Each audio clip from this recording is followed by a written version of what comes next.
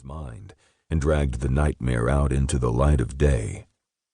Since then, it had been a living, breathing thing he'd had to fight against. He knew he looked like he could use at least a week's worth of rack time, but that didn't mean he couldn't still do his job. Dozer took a pull of his Sam Adams and made a disgusted face at Erik's drink choice. Maybe if you weren't sucking on a bottle of water like a pussy, you wouldn't look like you were already in the shrink's office and ready to jump out of your skin.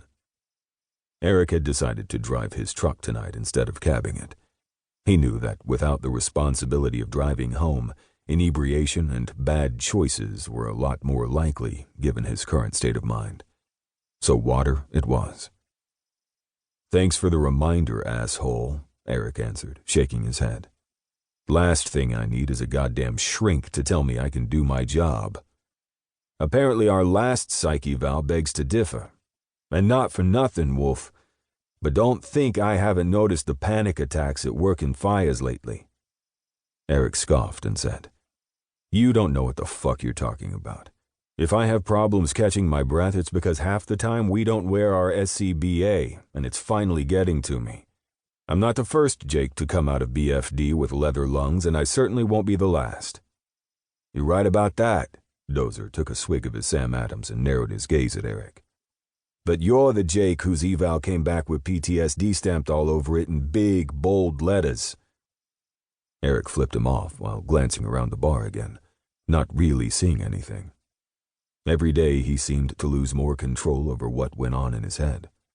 Experiencing that power plant blast had caused breaches in the mental hull he'd buried his shit behind years ago.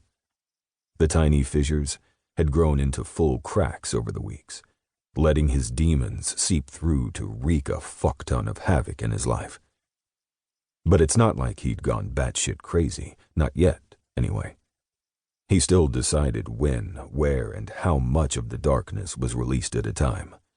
It was his method, and it worked.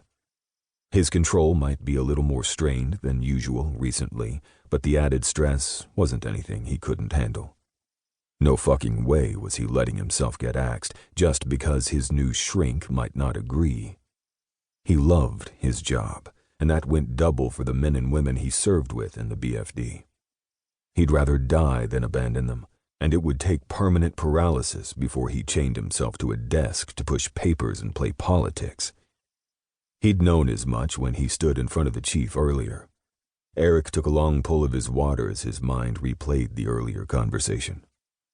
He'd looked his chief square in the eyes and asked, "Where do I need to go?" Bill had let out a rush of air like he'd been holding it, waiting for Erik's answer, then grabbed a file off his desk and handed it over. Erik had opened it to find forms filled out on his behalf, along with information on a shrink whose name sounded like a cross between a breakfast drink and a character in Raiders of the Lost Ark. And because he didn't know what else to say, Erik went with something totally inane. "Is that name a joke?" "Pretty sure shrinks aren't allowed to have a sense of humor," Bill deadpanned.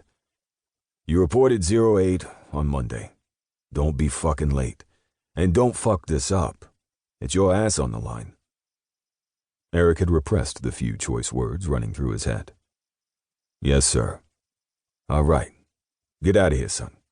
I'm sure you have plans with your crew. Go blow off some steam, and I'll check in with you next week." He'd answered the chief with a curt nod and left to head home and get ready before meeting the guys at Phoenix. Home. Erik scoffed at the reference to the scant apartment that held all his worldly possessions. The Roxbury firehouse on Columbus Avenue was his home. Erik had lived for his job as a firefighter from day one. It gave him the chance to help people in his adopted community, and best of all, it kept him too damn busy to dwell on the past. Or at least it had. "Fuck," he muttered to himself as the noise of the club drowned out the memory. "I'm gonna need a damn hobby." "Listen," Dozer said. "Why don't you grab yourself a baddie from that bachelorette party over there and get your mind off things? Just don't open your mouth or you're liable to kill the mood." True to the call sign he'd earned early on in the Army, Dozer didn't bother mincing words. The phrase "tread light"